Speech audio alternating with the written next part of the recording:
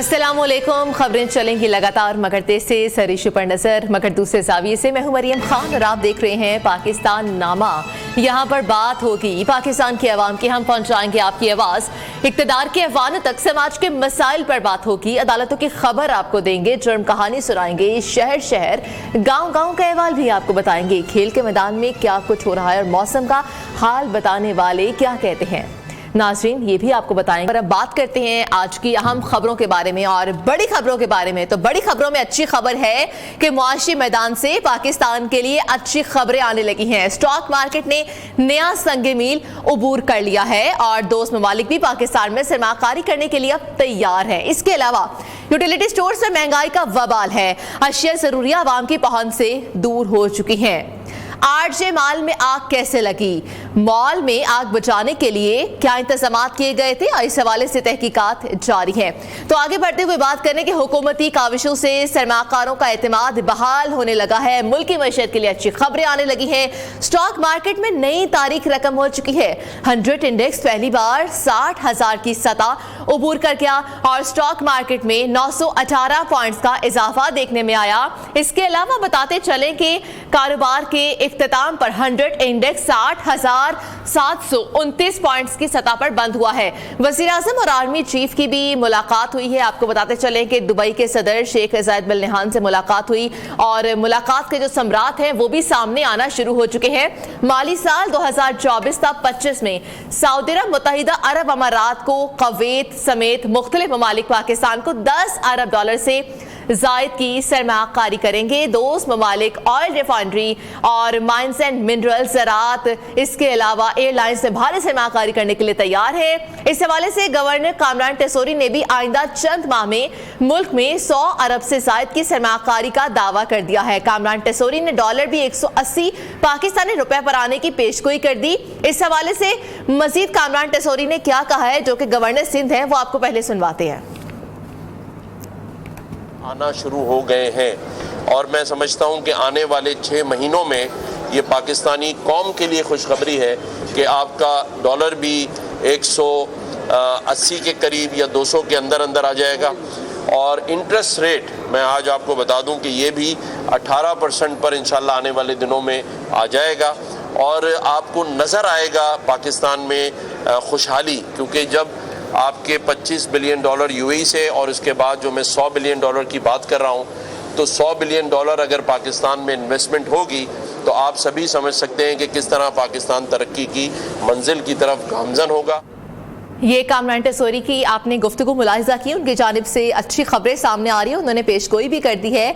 तो नाज़रीन कराची से इसी हवाले से हम बात करेंगे। हमारे साथ हमारे नुमाइंदे होंगे काशिफ मुनीर, इसके अलावा लाहौर से हमारे साथ मौजूद होंगे अशरफ मेहताब और माहिर मस्जिद भी हमारे साथ मौजूद है, जफर मोतीवाला। ठीक है, इन सबसे हम बात करेंगे और सबसे पहले हम अभी रुख करते हैं काशिफ मुनीर का। काशिफ मुनीर, बताइएगा कि पहली बार स्टॉक मार्केट 60,000 की नफसियाती हद उबूर कर गई है, सरमाकारों का एतमाद बहाल हो चुका होगा, क्या कहते हैं सरमाकार और स्टॉक मार्केट का अहवाल मजीद क्या है वो बताइएगा। देखिए जी, पाकिस्तान स्टॉक मार्केट में आज एक और तारीख का दिन रहा है और स्टॉक मार्केट ने आज जो है वो 60,000 का हिस्सा जो है वो अबूल कर लिया है। आज मार्केट में सारा दिन जो है वो मुस्बत जोन में जो है ट्रेडिंग रही है और मार्केट जो है वो 918 पॉइंट इजाफे के साथ 60,729 पॉइंट पर बंद हुई है। मार्केट में मजमूई तौर पर 26 अरब मार्केट के 77 करोड़ का कारोबार हुआ है, 175 कंपनी में इजाफा हुआ है, जबकि 195 की में जो है वो कमी हुई है।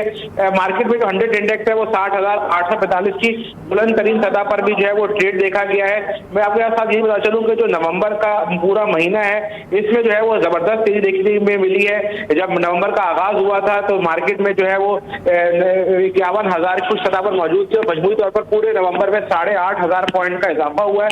तो मार्केट में जो सरमायाकार है वो काफी जो है वो सरगर्म नजर आते हैं। मार्केट कैपिटलाइजेशन में तकरीबन 998 अरब से आ रहा है। गैस का सेक्टर है, गैस की कीमतें बढ़ने के बाद गैस के सेक्टर में जबरदस्त तेजी देखने में आ रही है। बैंकिंग सेक्टर में तेजी है, बैंकिंग सेक्टर में पिछले दिनों जो है वो विंडफॉल जो है वो टैक्स भी लगा है। वो इसके अलावा दीगर फार्मास्यूटिकल और दीगर सेक्टर्स में भी जो है वो खरीदारी देखने में आ रही है। उम्मीद यही की जा रही है कि शरह सूद में आने वाले दिनों में मुमकिन कमी होगी, जिसकी वजह से सरमायाकार और मजीद सरगर्म नजर आ रहे हैं। तो ओवरऑल सेंटीमेंट अच्छा है और मार्केट में आने वाले दिनों में कोई बड़ी तब्दीली देखने में नहीं लग रही है। उम्मीद यही की जा रही है कि मार्केट मजीद नए रिकॉर्ड बनाएगी। ठीक है काशिफ मुनीर, आपने बिल्कुल सही कहा कि हम उम्मीद करते हैं कि जो मार्केट है वो आइंदा नए रिकॉर्ड भी बनाएगी और मजीद रिकॉर्ड बनाएगी। हमारे साथ रहेगा जफर मोतीवाला हमारे साथ मौजूद है जो कि माहिर मईशत है। जफर मोतीवाला साहब, बहुत शुक्रिया आपने वक्त निकाला। जफर साहब, आप क्या समझते हैं कि सरमाकारों का एतमाद बहाल होने कितने अरसे के बाद क्या वजह है, और क्योंकि पाकिस्तानी मईशत अब मुस्तहकम होती नजर आ रही है और स्टॉक मार्केट में जो तेजी है उसका असर डॉलर पर कब पड़ना शुरू होगा? मज़ीद उनको जो है जो प्रेशर रिलीज़ होगा उनको, क्योंकि कप्तानी के ऊपर एक एडिड प्रेशर आपके ऊपर आता ज़रूर है। कोई कहे कि नहीं आता, ये गलत है, लेकिन जब वो आपसे ईज डाउन होता है तो मुझे लगता है कि बाबर का जो खेल है वो और ज़्यादा निखरेगा और उनकी जो कंट्रीब्यूशन है पाकिस्तान क्रिकेट के लिए, जो कि बहुत शानदार तरीके से वो पिछले कई सालों से कर रहे हैं। अब जो दूसरी ट्रांचे है मार्केट को वो पुश कर रही है कि वो भी स्टाफ लेवल से भी ऊपर के एग्जीक्यूटिव डायरेक्टर से साइन हो जाएंगे।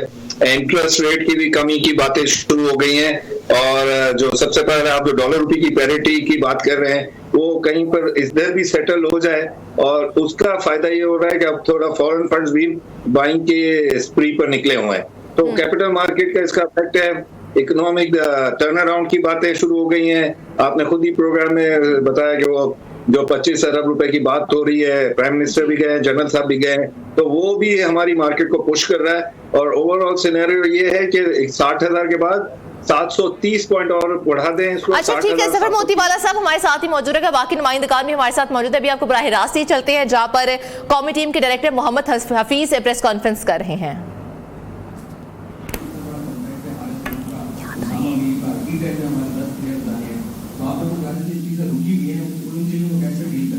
आपके कुछ सवाल थोड़े ज़्यादा हैं, काफ़ी चीज़ें मिक्स हैं। मैं पहले इस पे आ जाता हूँ कि सबसे पहले पाकिस्तान है, जो प्रायोरिटी है वो पाकिस्तान की रिप्रेजेंटेशन है, उसके बाद कोई दूसरी चीज़ आती है। तो सेंट्रल कॉन्ट्रैक्टेड और तमाम डोमेस्टिक कॉन्ट्रैक्टेड जो प्लेयर हैं उनकी सबसे पहले प्रायोरिटी जो है वो पाकिस्तान होनी चाहिए।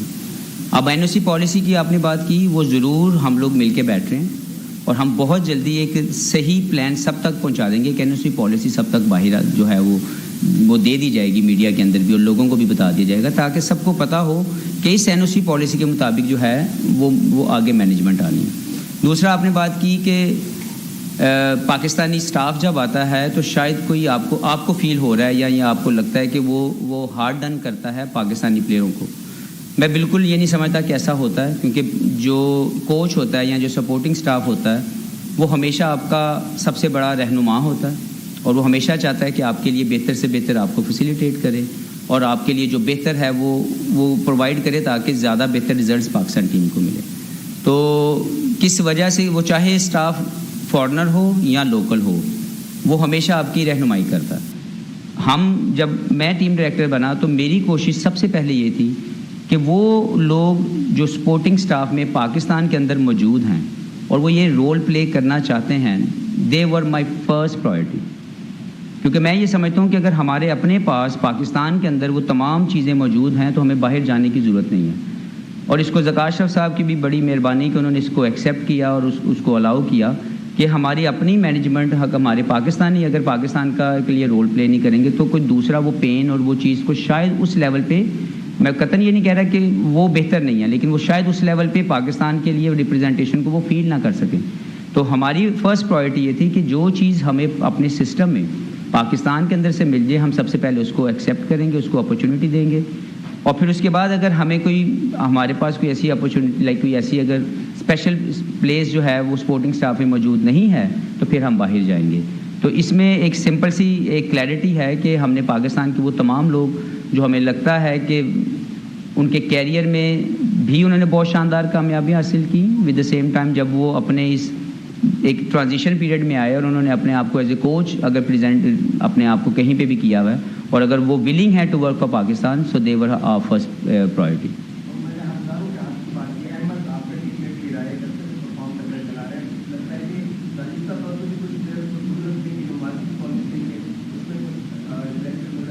नहीं, बिल्कुल ऐसा नहीं होगा। I will be very clear to each and every one, क्योंकि मेरे ऑपरेशन के अंदर जो सबसे पहली चीज़ होगी वो कम्युनिकेशन है। सबसे पहले क्लियर मैसेज आएगा, उस क्लियर मैसेज का जवाब आएगा, उसके जवाब के ऊपर जो है वो डिसीजन लिया जाएगा। पाकिस्तान के अंदर किसी एक प्लेयर या किसी ग्रुप ऑफ प्लेयर को ना एडवांटेज मिलने वाला है मेरे होते हुए इंशाअल्लाह ताला, और इस मैनेजमेंट के होते हुए, ज़कात अशरफ साहब के होते हुए, टोटल मेरिट को जो है हमने जो है वो मेयार बनाया पाकिस्तान क्रिकेट का। इंशाल्लाह आगे भी इसको लेके चलेंगे। देखें, पाकिस्तान टीम के लिए परफॉर्मेंसेस डोमेस्टिक लेवल पे बहुत शानदार लोग दे रहे हैं। हर एक को मौका उसी दिन नहीं मिल सकता। You have to wait, you have to earn. It could be like, हो सकता है कि जिसने आज परफॉर्मेंस की है, जैसे आप अहमद की बात कर रहे हैं, या बहुत से लोग फरहान की मुझसे बात कर रहे हैं, या किसी और जो फास्ट बॉलर हैं उनकी बात कर रहे हैं, जाहिद महमूद की मुझसे बात की गई है। They are all in mind कि यार वो हमारे लिए कहाँ कहाँ कैसे कैसे फिट इन हो सकते हैं। लेकिन जो प्लेयर इस वक्त अवेलेबल हैं ये भी हमारे पाकिस्तानी हैं, ये भी परफॉर्मर हैं। अगर आप बात कर रहे हैं अगर अहमद शहजाद की, तो ओपनर हमारे पास अब्दुल्ला शफीक हैं, इमामुल हक है, Saim Ayub is exciting talent, जिनको हमें लगता है कि उनको पॉलिश होने की ज़रूरत है। अपने साथ उनको रखा गया है ताकि वो ज़्यादा से ज़्यादा कंडीशनल वे में जो है वो यूज़ टू हों, और जब भी खेलें पाकिस्तान के लिए परफॉर्म करें। तो एक सेटल टीम के अंदर जगह बनाना हमेशा एक प्रोफेशनल ग्रोथ जो है उसकी निशानदेही करता है कि जो वेट कर रहा है वो भी परफॉर्मर है, लेकिन जो खेल रहे हैं वो भी परफॉर्मर है। तो इस तरह एक जो प्रोफेशनल कंपटीशन है उसको समझने की ज़रूरत है। कोई भी लेफ्ट आउट नहीं है। जो परफॉर्मेंस कर रहा है उसको इंतज़ार अगर करना पड़ रहा है तो वो अपने उस इंतज़ार का पॉजिटिवली इंतज़ार करे। जब भी उसको इंशाल्लाह ताला हमें लगा कि पाकिस्तान टीम में ऐसी जिस प्लेयर की भी जो डोमेस्टिक का परफॉर्मर है उसकी ज़रूरत पड़े तो वो इंशाल्लाह ताला आके परफॉर्म करे।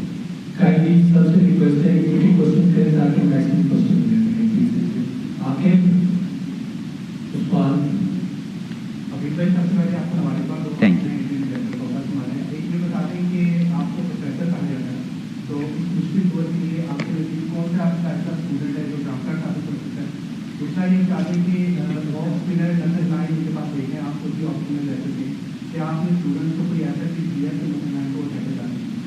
देखिए, सबसे पहले तो मेरे प्रोफेसर होने पे आप बिल्कुल जो है वो ये ना सोचेगा कि मुझे सब कुछ आता है, मुझे लर्न करना है। मुझे भी बहुत ज़्यादा चीज़ें हैं, हमेशा हर दिन ज़िंदगी का आपको कुछ ना कुछ सिखा रहा होता है। तो एक राइट स्ट्रेटजी ज़रूर कोशिश करेंगे कि बना के पाकिस्तान टीम की मैनेजमेंट के थ्रू जो है प्लेयरों को बताई जाए। और अभी तक जितने भी प्लेयर हैं, जो सबसे अच्छी बात है इस ग्रुप के अंदर, इस पाकिस्तानी टीम के अंदर, कि हर प्लेयर जो है वो अपने स्किल्स को इन्हेंस करना चाहता है। वो अपने जहाँ पे वो खड़ा है वहाँ से ऊपर जाना चाहता है। उसका हमेशा जो सोच जो मुझे नज़र आई अभी 6-7 दिन में, हर एक प्लेयर मेहनत करके वो चीज़ जो उसको लग रहा है कि उसकी कमी है उसको पूरा करने की कोशिश कर रहा है। दूसरा जो आपने बात की कि नेथन लाइन के हवाले से, तो हम उसकी प्रैक्टिस कर सकते हैं। हमने काफ़ी ठीक है, हमारे पास हमारे जो स्क्वाड के अंदर है वो ऑफ स्पिनर नहीं है, और अनफॉर्चुनेटली पूरे पाकिस्तान के अंदर साजिद खान है, उनके अलावा हमें कोई ऑफ स्पिनर नज़र ही नहीं आ रहा था। लेकिन हमारे पास जो 2 स्पिनर मौजूद हैं, इब्रार और नुमान, ये दोनों बहुत ही बेहतरीन टेस्ट क्रिकेट खेल चुके हुए हैं। हमारे बैट्समैनों के पास जो चैलेंज है वो ये है कि वो सिर्फ नेथन लाइन को मैनेज करना नहीं है, हमने वहाँ पे डोमिनेट करने की जो स्ट्रेटजी है वो बनाई है और बनाते रहेंगे कि जब हम लोग वहाँ पे जाएं हम डोमिनेशन पोजीशन में रह के क्रिकेट खेलें। उसके मुतालिक फेलियर हो सकता है, सक्सेस हो सकती है, लेकिन एक राइट माइंडसेट, एक राइट टीम गोल होगा जिसके ऊपर सब लोग खेलेंगे। तो इंशाल्लाह वी विल ट्राई कि हम लोग एक टीम गोल को अचीव करने के लिए अपनी अपनी कंट्रीब्यूशन दें।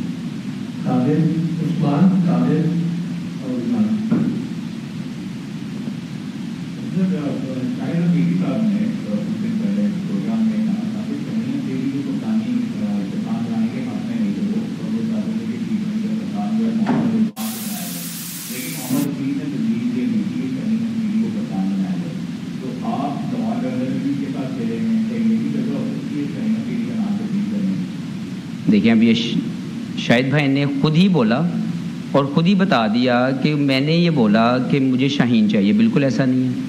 तो इसके बारे में तो जो शाहिद भाई हैं वही इसके बारे में बता सकते हैं कि वो क्यों नहीं चाहते थे कि शाहीन कप्तान बने और वो क्यों चाहते थे कि रिजवान कप्तान बने। तो मेरा ख्याल है कि इस तरह की स्टेटमेंट जिसका मैं जवाबदेह नहीं हूँ वो ना पूछी जाए तो बेहतर। अगर कोई और सवाल है तो उसके लिए मैं हाजिर हूँ, क्योंकि जो भी पाकिस्तान टीम का कप्तान बना है, I think they are the very best performer for Pakistan. Shan को अगर आप बात करें तो मैं समझता हूँ कि उसकी इंटेलेक्चुअल जो माइंड सेट है, जो उसकी ऑनेस्टी है, जो उसके खेल के अंदर जो निखार है, वो डे बाय डे बढ़ रहा है। और मुझे लगता है कि ये एक बेहतरीन डिसीजन है पाकिस्तान क्रिकेट के लिए कि 2 यंगस्टर जो राइट वे में पाकिस्तान को लीड कर सकते हैं उनका इंतखाब किया गया। उसमें मुस्तकबिल में हो सकता है कोई और भी पाकिस्तान टीम के लिए कप्तान बन जाए, तो इसमें कोई किसी को कमी नहीं हो जाती और कोई जो है वो बढ़कर जो है वो ना अपने आप को समझे, क्योंकि पाकिस्तान की रिप्रेजेंटेशन करना बहुत बड़ा प्राइड है, वो किसी को भी मिल रही है। उसके साथ जो एडिड रिस्पॉन्सिबिलिटी अगर आपको एज ए कप्तान दी जाती है तो वो भी एक बहुत बड़ी जिम्मेदारी है। और मुझे ख्याल है कि ज़का अशरफ साहब ने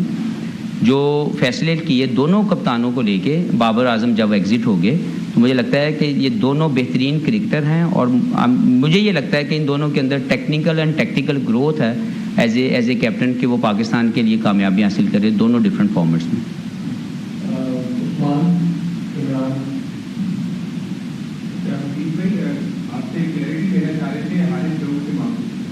जी आरिफ लोग के मामले में क्लैरिटी देना चाह रहा था आपसे कि क्या ये वजह तो नहीं है कि उन्होंने टेस्ट सीरीज खेलने से इनकार किया जिसकी वजह से उनको अभी तक कोई मैच के लिए अप्रोच नहीं किया गया है, और इसके साथ साथ अगर हम बाकी प्लेयर्स का भी देखें तो वो भी एक मैच लीग लेना चाह रहे हैं, उसामा मीर है, जमान खान भी है, उनको अभी तक एलओसी नहीं मिला है। इससे इफेक्ट भी हो सकता है पाकिस्तान टीम का, पाकिस्तान क्रिकेट बोर्ड का, स्टेडियम क्रिकेट बोर्ड के साथ जो ताल्लुक है वो भी, तो इस बारे में थोड़ा सा क्लियर कर। देखिए एनओसी पॉलिसी मैंने बोला कि बहुत जल्दी आप तक क्लैरिटी के साथ पहुंच जाएगी, लेकिन मैं अभी तक जो मैं समझूं सारे मामले में पाकिस्तान की रिप्रेजेंटेशन जब आपको सेंट्रल कॉन्ट्रैक्ट ऑफर होता है तो there is a strong reason that कि आपको वो सेंट्रल कॉन्ट्रैक्ट मिले। उसके लिए जो फ्यूचर टूर प्रोग्राम के अंदर जो तीनों फॉर्मेट हैं उसको खेलने के लिए एक 20, 25 या 30 जितने प्लेयरों को सेंट्रल कॉन्ट्रैक्ट मिलता है तो उसका मकसद होता है कि आप उसके लिए अवेलेबल हों। अब उसके बाद एक पैरेलल ऑप्शन इंटरनेशनल क्रिकेट के अंदर लीग्स की सूरत में आपके सामने आ गई है, तो उसमें ये देखा जाएगा कि जैसे अनफॉर्चुनेटली हमने सब ने एक्सपीरियंस किया और इसकी बहुत ज़्यादा स्टेटमेंट्स आई कि एशिया कप और वर्ल्ड कप के अंदर पाकिस्तानी टीम के फटीग होने के मुतालिक बात की गई कि पाकिस्तानी प्लेयर्स जो थे वो फटीग हो गए और वो इंजर्ड हो रहे हैं बिकॉज या उनकी परफॉर्मेंस में वो निखार नहीं है बिकॉज उनका वर्कलोड बहुत ज़्यादा है। मूविंग टुवर्ड्स वर्ल्ड कप जो हमारा जो सबसे बड़ी असाइनमेंट हमारे सब दिमाग में है, T20 वर्ल्ड कप की मैं बात कर रहा हूँ, तो जो एनओसी पॉलिसी होगी वो बेस कर रही होगी कि पाकिस्तान को किस चीज़ की ज़रूरत है। पाकिस्तान को अगर हमें फिट प्लेयर देने हैं तो हमने उनके वर्कलोड को मेक श्योर करना है, उसमें जो मैक्सिमम। आलमी बैंक की पाकिस्तान ने बिजली की कीमतों में मज़ीद इजाफे की मुखालिफत कर दी। बिजली की कीमतों में इजाफे की ज़रूरत नहीं, लाइन लॉसेस को कम किया जाए। नायब सदर आलमी मार्केट का रिपोर्ट में मौक़िफ़। पाकिस्तान स्टॉक मार्केट में एक और तारीखी दिन, कारोबार के इख्तिताम पर 100 इंडेक्स 60,729 पॉइंट्स की सतह पर बंद। इंटर बैंक में डॉलर 12 पैसे सस्ता होकर 285 रुपये पर बंद। हल्का बंदियों पर एतराज़ात की समातें मुकम्मल, फहरिस्तों की इशाअत का काम शुरू। चीफ इलेक्शन कमिश्नर की ज़ेर सदारत अहम इजलास, हल्का बंदियों पर एतराज़ात और दीगर इक़दाम का जायजा लिया।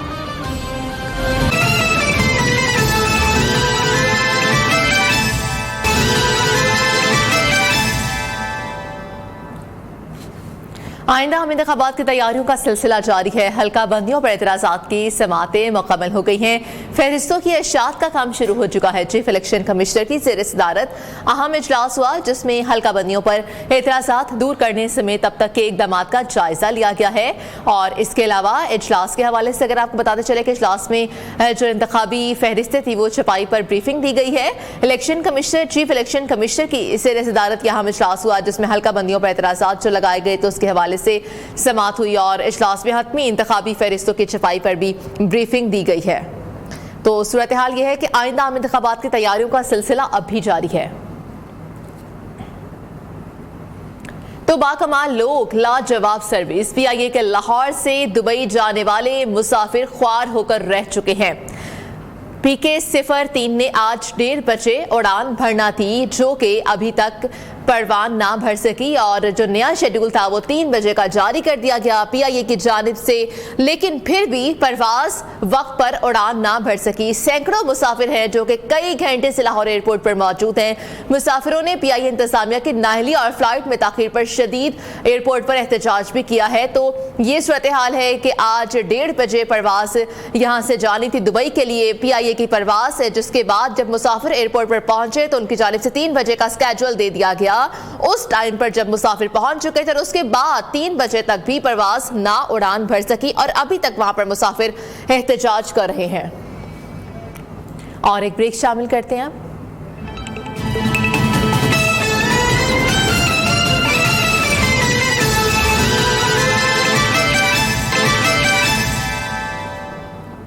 लाहौर में 3 दिन का स्मार्ट लॉकडाउन किसी काम ना आ सका। बागों का शहर लाहौर आज भी दुनिया के आलूदा तरीन शहरों में सबसे पहले नंबर पर है। लाहौर का मजमूई एयर क्वालिटी इंडेक्स 258 रिकॉर्ड किया गया है और स्मोक का दौरानिया कब तक जारी रहेगा ये हम जानते हैं हमारे नुमाइंदे लाहौर से हाफिज महबूब अली। जी हाफिज महबूब, बताइएगा। बिल्कुल, बात की जाए लाहौर शहर के मौसम की तो इस वक्त जो है फ़ज़ाई आलूदगी ने जो है लाहौर को चारों तरफ से घेरा हुआ है। इस वक्त जो है लाहौर का एयर क्वालिटी इंडेक्स जो है 258 रिकॉर्ड किया गया है। फ़ज़ाई आलूदगी में लाहौर जो है वो अभी भी पहले नंबर पर है। सुबह के वक्त जो एयर क्वालिटी इंडेक्स था वो 400 था, लेकिन जैसे जैसे वक्त गुजर रहा है उसके साथ साथ जो है वो एयर क्वालिटी इंडेक्स जो है वो भी नीचे आना शुरू हो चुका है। लेकिन इसके बावजूद लाहौर जो है वो अभी तक पहले नंबर पर है। इस वक्त जो लाहौर का आलूदा तरीन इलाका है वो कैंट का इलाका है, जहाँ पर इस वक्त जो है एयर क्वालिटी इंडेक्स 400 से ज़ायद रिकॉर्ड किया गया है। इसके अलावा गुलबर्ग दूसरा इलाका है जो कि आलूदा तरीन है, जिसमें इस वक्त जो एयर क्वालिटी इंडेक्स है 392 रिकॉर्ड। एक ब्रेक के बाद हाजिर होंगे, कहीं मत जाइएगा।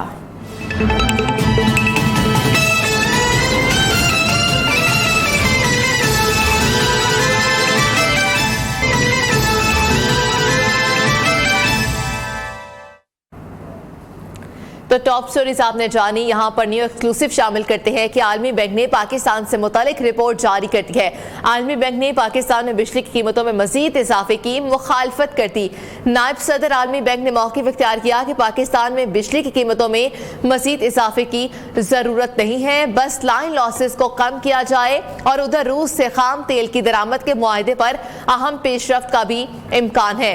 रूसी वफ्द मुआहदे की मजीद तफसीलात तय करने के लिए आज पाकिस्तान पहुंचेगा। इसी पर बात करेंगे। इशफाक मुगल हमारे साथ मौजूद है। इशफाक मुगल, वर्ल्ड बैंक तो कह रहा है कि बिजली कीमतों में इजाफा ना किया जाए, लेकिन हमें बताया जा रहा है कि बिजली की कीमतों में मजीद इजाफा कर दिया जाएगा। अब आवाम को क्या रिलीफ मिलेगा या नहीं मिलेगा? जी बिल्कुल, जो आलमी बैंक की जानिब से रिपोर्ट जारी की गई है उसमें कहा गया है कि जो बिजली के रेट्स हैं वो मज़ीद बढ़ाने की ज़रूरत नहीं है। ताहम ये साथ ये कहा गया है कि जो लाइन लॉसेस हैं उसको कम करने की ज़रूरत है। लाइन लॉसेस का ताल्लुक जो है बराह रास्त जो वो ये इस बात से है कि ट्रांसमिशन लाइन जो पाकिस्तान की है वो काफ़ी पुरानी है और जो वर्ल्ड बैंक है वो काफ़ी अरसे से पाकिस्तान को एक तखमीना देता आया है कि ट्रांसमिशन लाइन्स को बेहतर करने के लिए पाकिस्तान के पास कम अज़ कम 100 अरब डॉलर की सरमायाकारी की ज़रूरत है, जिसके बाद पाकिस्तान का जो कौमी सतह पर जो ट्रांसमिशन सिस्टम है वो जदीद किया जाए ताकि ट्रांसमिशन लाइन जो है उसकी ट्रांसमिशन लाइन के जो नुकसानात हैं वो कम किए जाएँ। तो चूँकि सबसे ज़्यादा जो नुकसानात हैं वो जिसको बिजली चोरी भी कहा जाता है वो लाइन लॉसेस हैं। चूँकि पाकिस्तान के इस वक्त जो नेपरा इस बात को सेट करता है वो तकरीबन 11% जो बिजली है वो जो पुराने सिस्टम की वजह से उसके नुकसानात हो जाते हैं, जबकि तकरीबन 5 या 6% बिजली जो है वो बिजली चोरी होती है। तो सबसे ज़्यादा मसला जो पाकिस्तान का वो पुराना जो सिस्टम है ट्रांसमिशन सिस्टम उसकी उस पर सरमायाकारी करने की ज़रूरत है। तो जो बैंक ने आज रिपोर्ट जारी की सरमायाकारी की आपने बात की इशफाक मुगल, तो हमेशा यही कहा जाता था कि IMF के दबाव में आने के बाद बिजली को महंगा किया जाता है, लेकिन अब तो ऐसा कोई दबाव नहीं रहा। उन्होंने बल्कि मना कर दिया, लाइन लॉसेस का कहा है कि उसको कम किया जाए। इसके अलावा बताइएगा कि रूस से खाम तेल की दरामद के मुआहदे पर क्या पेशरफ्त होने जा रही है अब? जी बिल्कुल, पाकिस्तान जो काफ़ी अरसे से इस बात की तलाश में था कि एक दफ़ा रूस के साथ उसका मुआहदा हो जाए, चूँकि पाकिस्तानी जो हुकाम है उनका ख्याल है कि रूस से जो तेल मंगवाया जाएगा वो काफ़ी सस्ता होगा और इसमें डॉलर की भी ज़रूरत नहीं पड़ेगी। तो इस पर जो पिछले जो माह हुकूमत पाकिस्तान और रूस के दरमियान जो मुआहदा हुआ था वो इस बात पे मुआहदा हुआ था कि जो आलमी मार्केट से रूस का तेल सस्ता होगा। लेकिन इस दौरान जो है वो यूक्रेन जंग की वजह से अमेरिकी हुकूमत ने एक फ़ैसला किया हुआ है कि जो रूस का तेल जो भी ख़रीदेगा वो $50 फ़ी बैरल से कम होगा या 60 $50 फ़ी बैरल पर होगा। ताहम अगर इससे ज़्यादा होगा तो वो जो प्राइस कैप अमेरिका ने तय की हुई है उससे तजावुज़ करेगा, जो जिसे पाकिस्तान पर अमेरिकी तजारती पाबंदियाँ लग सकती हैं। तो इस सूरत हाल से बचने के लिए जो है वो दोनों ममालिक जो रूस और पाकिस्तान के जो हुकाम है एक दफ़ा फिर बैठने के लिए तैयार हैं, और इस हवाले से आज जो रूसी वफ्द जो है वो पाकिस्तान पहुंचेगा और इस पर ठीक है, रूसी वफ्द पाकिस्तान पहुंचेगा और उम्मीद की जा सकती है कि दिसंबर में जो पेट्रोल की प्राइसेस है या पेट्रोलियम मसवाद की प्राइसेस है वो कम हो जाएंगी। बहुत शुक्रिया इशफाक मुगल, आपने डिटेल में हमें तमाम तर सूरत हाल के हवाले से आगाह किया। तो कराची आरजे मॉल में लगने वाली आतिशज़दगी के लिए कायम फैक्ट फाइंडिंग कमेटी का मुतासिरा मॉल का दौरा, बुकिंग और इंतजामात करने वाली कंपनीज को शामिल तफ्तीश कर लिया गया। मलकियत, लीज और मंजूर शुदा नक्शों से मुतालिक तमाम महकमों को भी दस्तावेजात समेत तलब कर लिया गया है। तफसीलात क्या है उबैद शाह बताते हैं कराची से। जी उबैद शाह बताइएगा, तलब कर लिया गया है, कोई पेशरफ्त हुई है, कोई बात सामने आ सकी? जी, इस वक्त मैं आरजे शॉपिंग मॉल पर मौजूद हूँ, जहाँ हफ्ते की सुबह यहाँ पर आतिशज़दगी का वाक़या हुआ था और इस वाक़े के नतीजे में 11 अफराद जान की बाजी हार गए थे। इस हवाले से तहकीकाती 2 कमेटियाँ तश्कील की दी गई हैं। एक पुलिस की फैक्ट एंड फाइंडिंग कमेटी है, जबकि दूसरी कमिश्नर कराची की जानिब से टेक्निकल कमेटी बनाई गई है, जो कि आग लगने की वजूहात और क्या मामला रहे कि 11 अफराद को अपनी जान की बाजी हारनी पड़ी, इस हवाले से तहकीकात कर रहे हैं। आज फैक्ट एंड फाइंडिंग कमेटी और कमिश्नर कराची की टेक्निकल कमेटी का अहम आला सतह का इजलास भी हुआ है। उन्होंने जाए वक़्वा का दौरा भी किया है। यहाँ पर इस वक्त अगर कैमरामैन जुल्फ़कार आपको दिखा सके कि अगर हम सिर्फ इस इमारत का जायज़ा लें तो ये मुकम्मल तौर पर कंक्रीट की बनी हुई है। सिर्फ लिफ्ट के जो चलने की जगह है उनको शीशों की मदद से कवर किया गया है। पूरी ये बिल्डिंग कंक्रीट है। यही वजह है कि यहाँ पर जो आग लगी और जो माहिरीन तामीरात के मुताबिक भी कि जब कंक्रीट से पैक इमारत में आग लगती है तो जब वहाँ पर पूरा मामला जब जलकर खाकस्तर हो जाता है तभी धुआं बाहर की तरफ निकलता है। फैक्ट एंड फाइंडिंग कमेटी को ये भी चीज़ें आई हैं कि 3rd फ्लोर पर जिन साहब को वो फ्लोर किराए पर दिया गया था वो उन्होंने वहाँ की सीढ़ियों पर भी अपना सामान रखा हुआ था। यही वजह है कि 5वें फ्लोर के और 4थे फ्लोर के लोग सीढ़ियों के रास्ते से नहीं निकल सके और आतिशज़दगी के नतीजे में जब जो लिफ्ट थी उन्होंने भी काम करना छोड़ दिया। पुलिस की जो फैक्ट एंड फाइंडिंग कमेटी उनका ये कहना है कि इस आतिशज़दगी के नतीजे में जिन लोगों का माली नुकसान हुआ है उनकी इंश्योरेंस भी चेक की जाएगी और जिनका सबसे ज़्यादा इंश्योरेंस होगा, जिनका नुकसान का सबसे ज़्यादा अजाला होगा, उसको भी शामिल तफ्तीश किया जाएगा या उसकी गफलत का भी जायज़ा लिया जाएगा कि इस आतिशज़दगी के नतीजे में उस शख्स की गफलत किस हद तक है। फैक्ट एंड फाइंडिंग कमेटी का आला सतह का इजलास हो चुका है। उन्होंने जाए वक़्वा का दौरा भी किया है और तमाम तर कागजात के साथ लीज नक्शे और नक्शे अप्रूव होने के बाद जो जैसे कि मैंने आपको बताया कि पूरी कंक्रीट इमारत है, कोई फायर एग्जिट नहीं है, कोई खिड़कियां नहीं है, कोई ऐसी राहदारी नहीं है कि जहां से लोगों को रेस्क्यू किया जाता है। इसका भी जायज़ा लिया जाएगा। कंटोनमेंट बोर्ड और दीगर मुतल्लिका इदारे जो हैं उन सबको भी तलब कर लिया गया है। ठीक है बैठा, बहुत शुक्रिया अपडेट करने के लिए। तो नाज़रीन, पंजाब के मुख्तलिफ अजला में ट्रैफिक वार्डन्स के जगह जगह नाकों पर अवाम का मिला जुला रद्द-ए-अमल आया है। अवाम कहते हैं कि आगाही मुहिम की आड़ में ट्रैफिक वार्डन चालान का टारगेट पूरा कर रहे हैं, जबकि कुछ शहरियों ने ट्रैफिक पुलिस की लाइसेंस चेक करने की मुहिम को भी सराहा है। अवाम मजीद क्या कहते हैं, आइए आपको दिखाते हैं।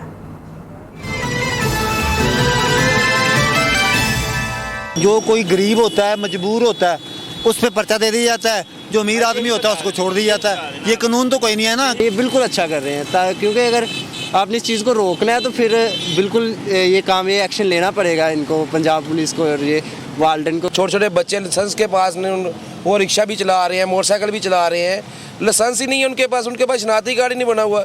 ये बड़ा अच्छा कदम है उनके लिए कि वो लाइसेंस चेक कर रहे हैं।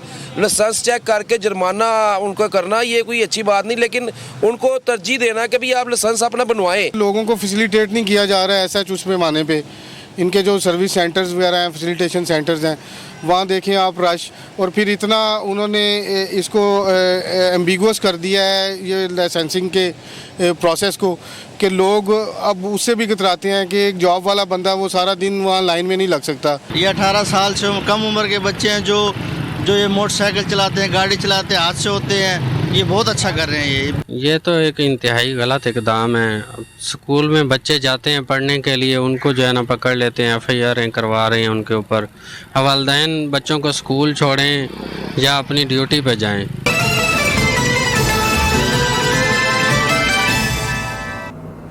और यहाँ पर एक ब्रेक शामिल करेंगे।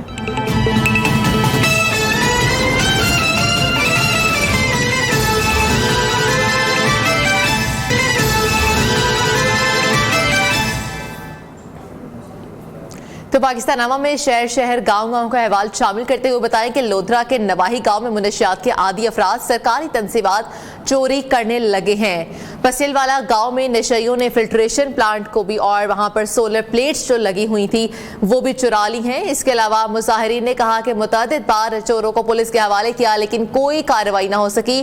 फिल्ट्रेशन प्लांट बंद होने से गाँव के मकीन साफ पानी से महरूम हो गए। अहले इलाका का वज़ीर आला पंजाब मोहसिन नकवी, IG पंजाब डॉक्टर उस्मान अनवर और DPO लोधरा से नोटिस लेने का मुतालबा है। बात करते शेख मेराजुद्दीन से। जी मेराजुद्दीन, बताइएगा क्या मामला है? ये नशे यहाँ पर मौजूद हैं और क्या कहते हैं वहाँ पर अहले इलाका?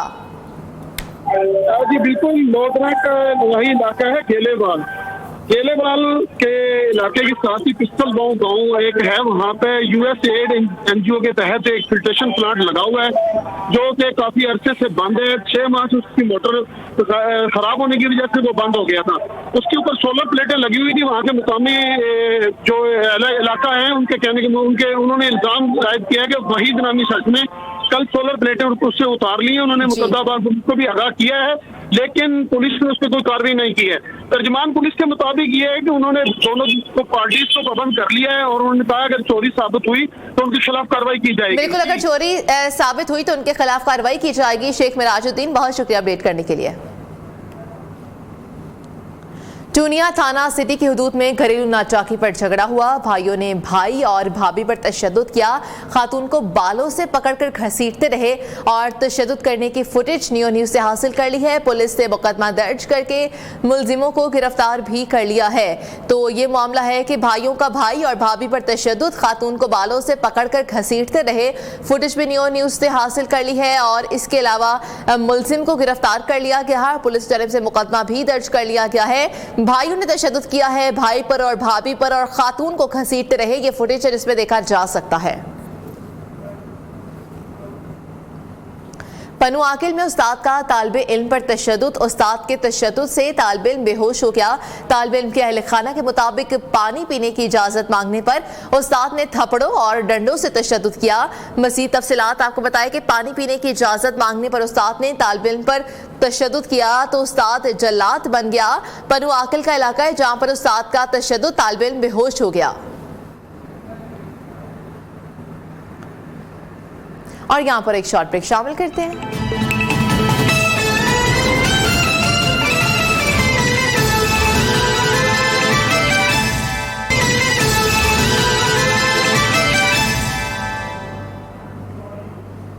Welcome back. CEO cantonment board बनू बिलाल अहमद पाशा की नागहानी मौत ने ज़ईफ बाप की कमर तोड़ दी है। बिलाल पाशा के वालिद गम से निढाल हैं। वालिद का कहना है कि मेरा बेटा बहुत अच्छा था, बच्चे बड़ों और अपने मुलाजमों से बहुत प्यार करता था। मैं जब भी बनू जाता था तो मुलाजिम मेरे बेटे की बहुत तारीफ करते थे। वो मजीद क्या कहते हैं आइए आपको दिखाते हैं। उसके ऊपर कोई बच्चा बड़ा बच्चे मुलाजिम कोई आदमी ऐसा नहीं कहता था कैसे हमें कुछ। मैं बनू जाता था, मैं उनके मुलाजमों से पूछता दफ्तर जाकर, यार कभी कोई शिकायत तो कहते नहीं कोई शिकायत नहीं, ऐसा अफसर हमारे पास आया ही नहीं। कभी किसी वक्त हमें थोड़ी कहीं बात कर रहे तो फिर हमें गले लगा कर कहता यार ये काम की बात थी, अगर ना गवार गुजरी हो तो मुझे माफ कर दे। वो तो ऐसा इंसान था। लेस्को इंतजामिया ने सारिफीन की सहूलियात को पसे पुश्त डाल दिया है। लेस्को अफसरान मीटिंग्स में मसरूफ सारिफीन दफातर के चक्कर काटने पर मजबूर हो गए। लेस्को में 77,000 से ज्यादा न्यू कनेक्शंस इल्तवा का शिकार हो गए हैं। बात कर लेते हैं, हमारे साथ लाहौर से हमारे नुमाइंदे हैं अदनान अजीज। अदनान अजीज, बताइएगा कि सारिफीन दफातर के चक्कर लगाने पर मजबूर हो चुके हैं, मामला है क्या? देखिए मामला तो ये रिकवरी का ही है क्योंकि लेस्को का जो अमला है वो रिकवरी टारगेट पूरा करने में मसरूफ है, जबकि जो लेस्को की कस्टमर सर्विसेज अमली तौर पर गैर फाल है। अफसरान 3 बजे से रात 10 बजे तक मीटिंग में मसरूफ रहे हैं। जराये के मुताबिक जो लेस्को अदादो शुमार के मुताबिक 3 माह के दौरान 70,225 से जायद जो न्यू कनेक्शन है वो इल्तवा का शिकार है। जब इसमें अगर बात की जाए 72,680 घरेलू कनेक्शन है, 3508 कमर्शियल, 312 इंडस्ट्रियल, जबकि 364 जो है वो ज़रई और 391 नेट मीटरिंग के कनेक्शन इल्तवा का शिकार है। खराब मीटर की जो तादाद है वही 50,000 से जायद है। जराये के मुताबिक लेस्को में मीटर के साथ साथ स्टाफ की भी शदीद कमी है। बिल्कुल, स्टाफ की भी शदीद कमी है। अदनान अजीज, बहुत शुक्रिया अपडेट करने के लिए।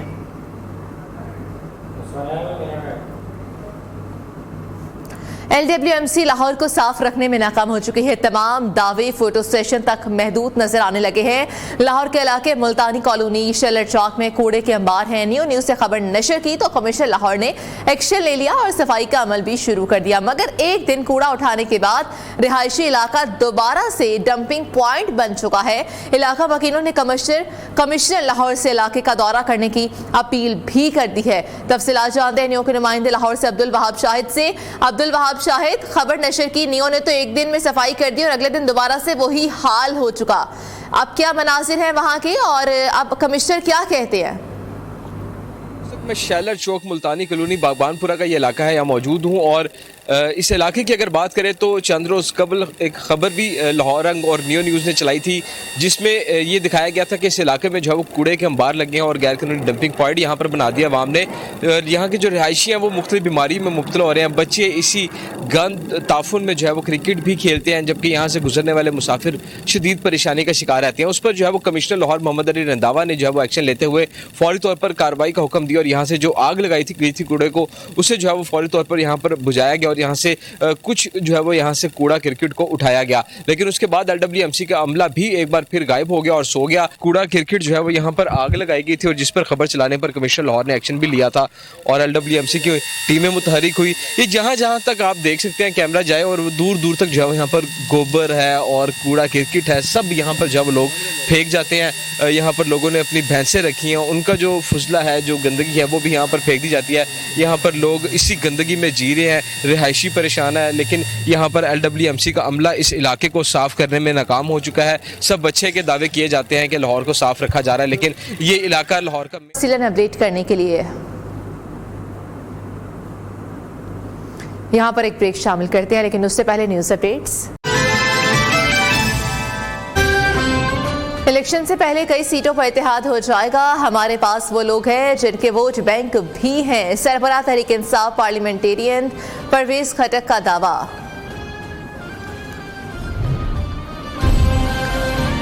लाहौर जनूबी पंजाब, लाहौर जनूबी छावनी पुलिस हिरासत में मुलजिम हलाक 10 से ज्यादा मुकदमा दर्ज थे। पुलिस ने गिरफ्तारी के बावजूद अदालत पेश न किया। महकमा इंहार की गफलत, अलीपुर लंगरवाह में दरियाए सिंध का खतरनाक हद तक कटाव जारी। रुख नजदीकी आबादियों की जानिब होने लगा। हिफाजती बंद को नुकसान पहुंचने का खदशा।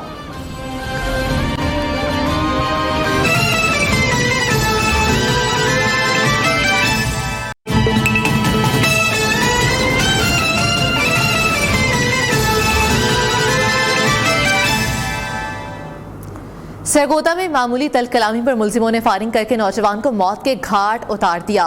मकतूल की शिनाख्त लियाकत अली के नाम से हुई, जबकि थाना फुल्लड़वान पुलिस ने लाश को कब्जे में लेकर पोस्टमार्टम के लिए रूरल हेल्थ सेंटर फुल्लड़वान मुंतकिल कर दिया। पुलिस के मुताबिक मकतूल की चंद रोज कबल मुलजिमों से फोन पर तल कलामी हुई थी। फुल्लड़वान पुलिस ने मुलजिमान की गिरफ्तारी के लिए टीम भी तश्कील दे दी है।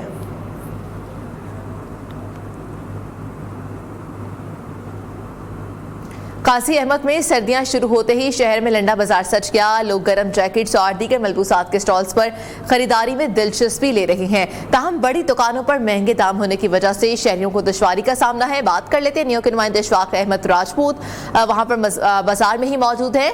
इशफाक अहमद राजपूत, क्या कहते हैं शहरी महंगाई के हवाले से, बताइएगा। जी बिल्कुल, इस वक्त मैं ज़िला नवाबशाह की तहसील कादिम में मौजूद हूँ।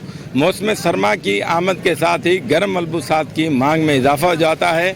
वहीं पर इस वक्त शदीद महंगाई ने गरीब आवाम की कमर तोड़ कर रख दी है। इस वक्त गरीब आवाम लुंडा बाज़ारों का रुख किए हुए हैं। हमारे साथ एक लुंडा बाज़ार में ख़रीदार मौजूद हैं। लुंडा बाज़ार से इसलिए ख़रीद कर रहे हैं, बाज़ार में जाते हैं 500 रुपये की चीज़ 2500 में मिल जाती है, और अगर 1000 रुपये वाली चीज़ है तो उसको 3000 रुपये बांध के बैठे हुए हैं। फिर गरीब आदमी ये क्या करे, महंगाई ने पहले ही कमर तोड़ रखी है। हर चीज़ जो है सौदा हर जो है महंगा हो रहा है। दुकानदारों पे जाओ या परचूनी के दुकान पे जाओ, हर जगह पे महंगाई है। फिर गरीब आदमी इसलिए लुंडा बाजार से खरीदारी कर रहे हैं। इस वक्त महंगाई इतनी बढ़ चुकी है कि हमें मजबूरन अपने लिए और अपने बच्चों के लिए गर्म मलबूसात की खरीदारी के लिए लुंडा बाज़ारों का रुख करना पड़ता है और यहाँ की चीज़ों पर इन्हिसार करना पड़ता है। इस वक्त जब हमने ताजर हजरात इस बारे में जाना तो उनका यही कहना था कि हमें डॉलर के बढ़ने से या दीगर जो है अशिया की महंगे होने की वजह से चीज़ें महंगी देनी पड़ रही हैं, जिसके पास हम ठीक भी है, मजबूर बहुत हैं। शुक्रिया अपडेट करने के लिए। लोअर दीर का रुख करें, जहां पर जैसे जैसे सर्दी की शिद्दत में इजाफा हो रहा है वैसे अंगीठियों की डिमांड भी बढ़ चुकी हैं। तफसीलात जानते हैं वहां पर मौजूद नवाब शाह की इस रिपोर्ट में।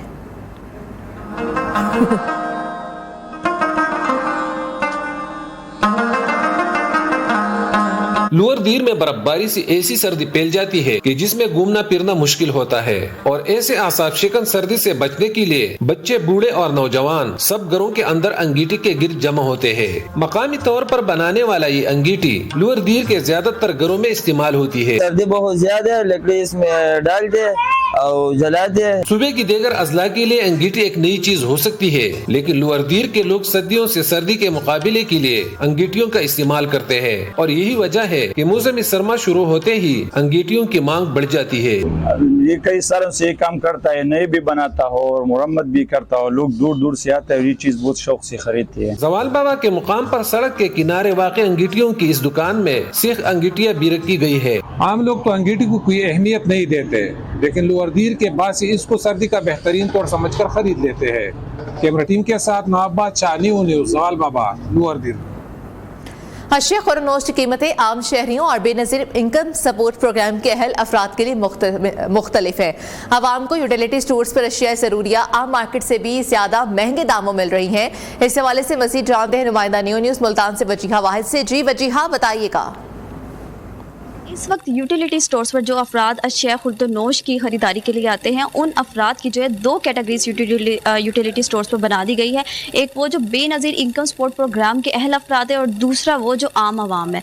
तो इस हवाले से अगर अशिया खुर्दनोश की कीमतों की बात की जाए तो बेनज़ीर इनकम सपोर्ट प्रोग्राम के तहत जो अहल अफराद है उनके लिए चीनी जो है वो 109 रुपये फ़ी किलो जो है उनके रेट्स है। इसके अलावा आम शहरी के लिए जो है चीनी के रेट्स 155 रुपये फ़ी किलो है। जबकि इसके अलावा बाज़ार में अगर चीनी के रेट्स की बात की जाए तो इस वक्त बाजार में जो चीनी के रेट्स हैं वो 123 रुपये फ़ी किलो है। इसके अलावा अगर घी की कीमतों की बात की जाए तो बेनज़ीर इनकम सपोर्ट प्रोग्राम के अहल अफराद के लिए घी की कीमत जो है वो 365 रुपये फ़ी किलो है। जबकि आम शहरी के लिए यूटिलिटी स्टोर्स पर घी की कीमत जो है वो 435 रुपये फ़ी किलो है। यहाँ पर मौजूद हमारी शहरियों से भी बात हुई, जिनका कहना है कि सस्ती चीज़ों की वजह से वो यूटिलिटी स्टोर्स पर आते थे, मगर अब आम मार्केट से भी ज़्यादा महंगी जो है यूटिलिटी स्टोर्स पर अशिया खुर्दनोश है।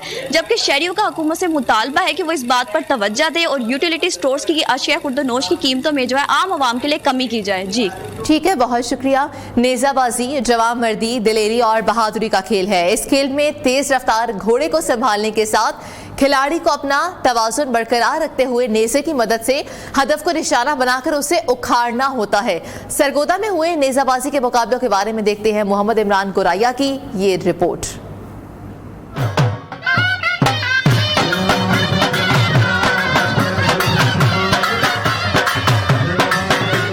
जिस्मानी और दिमागी नशोनुमा के लिए घुड़सवारी और नेज़ाबाजी शानदार खेल तस्वुर किया जाता है। सरगोदा के मेला मंडी ग्राउंड में हुआ नेज़ाबाजी के मुकाबलों का इनेकाद। मुल्क के मुख्तलिफ हिस्सों से 200 से ज़ायद शाह सवारों ने हिस्सा लिया और शानदार खेल पेश करके हाज़रीन से भरपूर दाद वसूल की। नेज़ाबाजी सरगोदा की बहुत पुरानी एक रवायती गेम है, और ये जिस जगह पे मैं इस वक्त खड़ा हूँ ये नेज़ाबाजी का सबसे पुराना और सबसे मशहूर तरीन ग्राउंड है। अगर हम इसको ये कहें जिस तरह क्रिकेट का लॉर्ड्स का ग्राउंड है, तो नेज़ाबाजी में इसको भी लॉर्ड्स कहने के बराबर ही है। नेज़ाबाजी का खेल रिवायती तौर पर देही इलाकों में मकबूल है, लेकिन गुज़िश्ता चंद बरसों से इस खेल को शहरों में भी पसंद किया जाने लगा। यही वजह है कि मुकाबला देखने के लिए लोगों की एक बहुत बड़ी तादाद मेला मंडी ग्राउंड में मौजूद थी। 8 नंबर कर गए।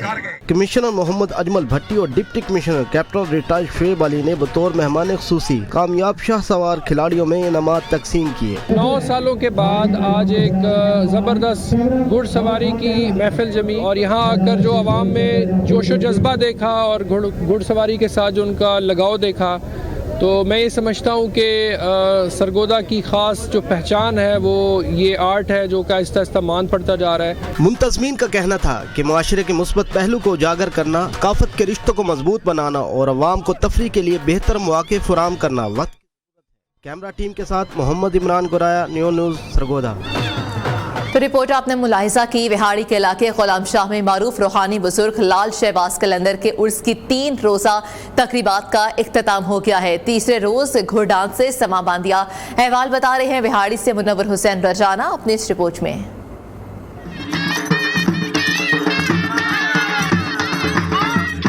मेले ठेले पंजाब की सकाफत और लोगों की तफरीह का जरिया हैं। विहाड़ी के नवाही इलाके गुलाम शाह में लाल शहबाज कलंदर के सालाना उर्स की 3 रोज़ा तकरीबात का इनेकाद हुआ।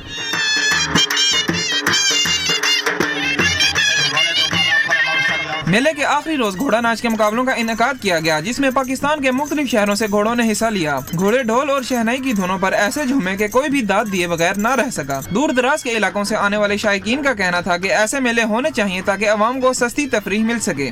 बड़े दूर दूर से दोस्त मेहमान आते हैं, घोड़े अच्छे घोड़े लेके आते हैं और यहाँ बहुत खूबसूरत ये इवेंट होता है। और हर साल आज़ाद कश्मीर से 500-600 किलोमीटर का सफ़र करके यहाँ आते हैं। हमें खुशी है कि हमारे पूरे जनूबी पंजाब का ये बहुत बड़ा मेला है और ऐसे रिवायती प्रोग्राम होने चाहिए, इनसे लोगों में खुशहाली आती है। घोड़ा डांस के मुकाबलों के मेहमान खसूसी DSP मजहर हयात हिराज और सदर बार महर लियाकत अली सिंधपाल थे। उन्होंने पंजाब की सकाफत और अवाम को तफरीह मुहैया करने पर तकरीबात के मुंतजिमीन को खूब सराहा। ऑर्गेनाइजर कमेटी का कहना था कि घोड़ा नाच हमारा सकाफती खेल है, इसलिए हर साल इसको फरोग देने के लिए मुकाबले कराए जाते हैं। तमाम शौकीन अपने अपने फन का मुजाहरा करते हैं, उनके घोड़ सवार होते हैं, तो ये हमारे इलाके का बहुत खूबसूरत इवेंट होता है हर साल। आखिर में घोड़ा नाच के मुकाबलों में हिस्सा लेने वाले मालिकान में इनामात भी तकसीम किए गए। कैमरा टीम के साथ मुनव्वर हुसैन रजाना, न्यू न्यूज़ विहाड़ी।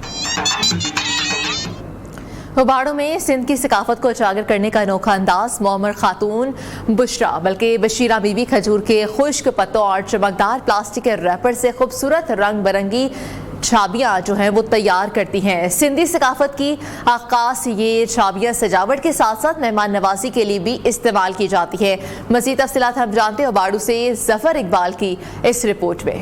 बनाने के लिए चमकदार प्लास्टिक के रैपर को कटाई करके लिपेटने के बाद सुई के साथ सिलाई की जाती है। बड़ी मेहनत के बाद एक सादा सी छाबी तैयार होती है, जिसे दीदा ज़ेब बनाने के लिए रंग बिरंगे धागों से फूल लगाए जाते हैं। छाबी की खूबसूरती में मजीद इजाफे के लिए शीशों का भी काम किया जाता है। मैं जिम्मेदारा की बेटी हूँ, मैं बहुत काम करे कर दी, ये मेरे पे बंदा भी कौन नहीं। मैं अपनी बेटी छाबी बना लूँ, जो सवाल कर दे उसका भी करके दूँ। दहेज में सामान दिया जाता है उसमें भी देती है, और अपने मोहल्ले पड़ोस का अगर कोई आ जाता है उसको भी फ्री में बना के दे देती है। वो हमें कहती है कि ये काम मैं अपने शौक के लिए करती हूँ, ना कि किसी और चीज़ के लिए, और इसी वजह से वो किसी से 1 रुपया तक भी नहीं लेती। मोहम्मद बशीरा बीबी का कहना है छाबियाँ बनाना उसका शौक है। वो रिश्तेदारों और अजीज़ों कारब को बिला मुआवजा खूबसूरत छाबियाँ बना कर देती है। कैमरामैन मोहम्मद मुबीन के साथ ज़फ़र इकबाल, न्यू न्यूज़ उबाड़ा। आपने मुलाहिजा की। आगे बढ़ते हुए बात करें राजनपुर के लकड़ी के टोकरे जिले भर में अपनी मिसाल आप हैं। खाना बदोशों के तैयार करदा ये टोकरे देहात में मुर्गियाँ और छोटे जानवरों को महफूज रखने के अलावा घरों में दूध, लस्सी और दीगर खाने पीने की अशिया को ढांपने के लिए इस्तेमाल होते हैं। इम्तियाज मशूरी की रिपोर्ट में जानिए। राजनपुर की तहसील रुजहान में दरिया के किनारे खाना बदोशों की बड़ी तादाद आबाद है। इन लोगों का जरिया मुआश लकड़ी की टोकरियां बनाकर फरोख्त करना है। टोकरियां बनाने के लिए कारीगर लकड़ी दरियाए सिंध से काट कर लाते हैं। लकड़ी को साफ करके खुश्क किया जाता है और फिर टहनियों से टोकरियां बनाई जाती हैं, जो 200 से 400 रुपए फी टोकरी के हिसाब से फरोख्त होती हैं। सख्त मेहनत के बाद लकड़ी के टोकरे तैयार करने वाले कारीगरों को मुआवजा कम मिलने का शिकवा है। जेड़ी शय महंगी है साकू डे में 200 250 300 रुपए डे में साडा गुजरान नहीं हिंदा थींदा। वही से मेहनत करन या 200 300 गिनन ते ता साकू तलड़ी कपाने ने क्या करूं, गरीब बंदे से आखिर रोजी करनी तो है। लकड़ियों से मखसूस अंदाज में तैयार किए गए ये टोकरे देहात में मुर्गियां और छोटे जानवरों को महफूज रखने के लिए बतौर डरबा इस्तेमाल होते हैं, जबकि मुतादिद घरों में इन्हें दूध, लस्सी और दीगर खाने पीने की अशिया को ढांपने के लिए भी इस्तेमाल किया जाता है। टोकरियां तैयार करने के बाद इन्हें शहर शहर गाँव गाँव जाकर फरोख्त किया जाता है। लकड़ी के इन छोटे बड़े टोकरों से इलाकाई सकाफत की झलक भी दिखाई देती है। कैमरा टीम के साथ इम्तियाज मशूरी, न्यू न्यूज़ राजनपुर। मुल्तान में मौसम की तब्दीली के साथ ही कीनू और माल्टे के फल पर फ्रूट फ्लाई मक्खी ने हमला कर दिया। फल वक्त से पहले खराब होने से बागबानों की परेशानी में इजाफा हो गया। मुल्तान से माजिद क्लासरा रिपोर्ट कर रहे हैं।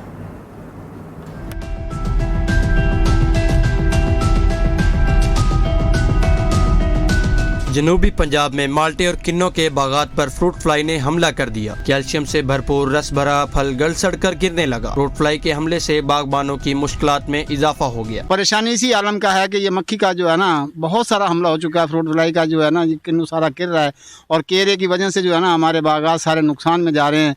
तो हमने अब फंदे भी लगाए हैं, तो इसके ऊपर स्प्रे भी कर रहे हैं, तो ताकि इससे जो है ना हमारा जो है ना ये कंट्रोल हो सके और हमें मुनाफा अच्छे से अच्छा मिल सके। फ्रूट फ्लाई के हमले से रवां साल पैदावार में कमी का खदशा है। डिप्टी डायरेक्टर महकमा ज़राअत अब्दुल समद का कहना है कि इस दफा फ्रूट फ्लाई का हमला ज्यादा है। हम तो काश्तकारों से यही कहेंगे कि बर वक्त स्प्रे करें। बागबानों को चाहिए कि वो 6 से 8 जिनसी फंदे फी एकड़ लगाएं। इसके अलावा महकमा ज़राअत के मशवरे से इसका जो मौसर जरी ज़हर हैं उसका भी स्प्रे करके इसका जो है बर वक्त तदारुक करें। बागबानों को मैं ये भी कहूँगा कि इसके जो मुतासरा फल नीचे गिरे हुए हैं उनको इकट्ठा करके ज़मीन में दबा दें ताकि हम अपने तरछावा बागात को मजीद नुकसान से बचा सकें। बागबानों का ये भी कहना है कि सर्द मौसम की सौगात माल्टे और किन्नों के फल को बीमारियों से महफूज रखने के लिए महकमा ज़राअत ठोस इक़दामात करे। कैमरामैन हमजा शाहिद के साथ Majid Klasra, news Multan. Photo sharing application Instagram ने नया फीचर मुतारिफ करवा दिया। नया फीचर मुतारिफ कराने के बाद सारिफीन पब्लिक रिलीज को बराह रास्त अपने डिवाइसेस डाउनलोड कर सकेंगे और सारिफीन को पब्लिक अकाउंट से रील्स डाउनलोड करने के लिए किसी मुतबादिल एप्लीकेशन की ज़रूरत नहीं होगी, जबकि डाउनलोड होने वाली हर रील में रील बनाने वाले इंस्टाग्राम हैंडल ज़ाहिर होगा। पाकिस्तान नामा से आज के लिए इजाज़त दीजिए। अल्लाह हाफिज़।